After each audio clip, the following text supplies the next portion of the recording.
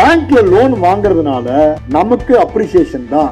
எல்லாருமே பேங்க்ல லோன் வாங்குறதுனால கடன் நினைக்கிறீங்க. அந்த தாட் இருந்தது அப்படின்னா தூக்கி போட்டுருங்க.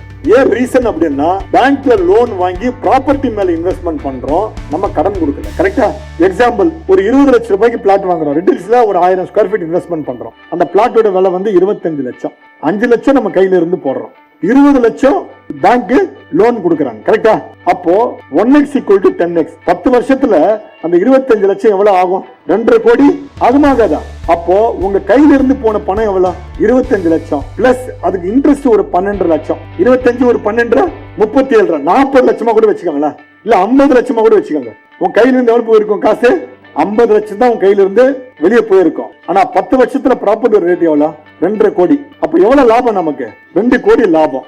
அப்ப அந்த 2 கோடி டிவைடட் பை 10 வருஷம் போடுங்க. வருஷத்துக்கு எவ்வளவு வருது? 20 லட்சம் வருதா? 20 லட்சம் டிவைடட் பை 12 மாசம் போடுங்க. எவ்வளவு வரும்? 1.5 லட்சம் வருதா? அப்போ 10 வருஷம் பொறுத்து நாம் இந்த பணம் சம்பாதிக்கிறதுக்கு கஷ்டப்பட்டோமா? இதெல்லாம் வேலை செஞ்சோமா?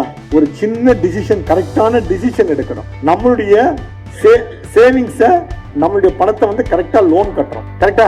ஒரு மாசம் எவ்வளவு கட்டுவோம்? 20,000 ரூபாய் கட்டுவோம், இல்ல 15,000 ரூபாய் நம்ம லோனை நம்ம கட்டுவோம். அப்ப அது கட்டுறதுனால நம்ம வந்து மாசம் வந்து 10 வருஷம் இப்படி திருப்பி போட்டு பாத்தீங்க அப்படின்னா 100% மாசம் 1.5 லட்சமோ இல்ல 1 லட்சமோ நீங்க சம்பாதிச்சிருப்பீங்க.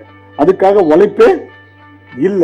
அதனால இந்த இடத்துல ஆஸ் ராஜாகுமார் ஜீவனுடைய எம்டியா நான் அவேர்னஸ் கொடுக்கறது என்ன அப்படின்னா, உங்களால லோன் போடுறதுக்கு எலிஜிபிலிட்டி இருந்தது அப்படின்னா 100% லோனை நீங்க யூஸ் பண்ணிக்கோங்க.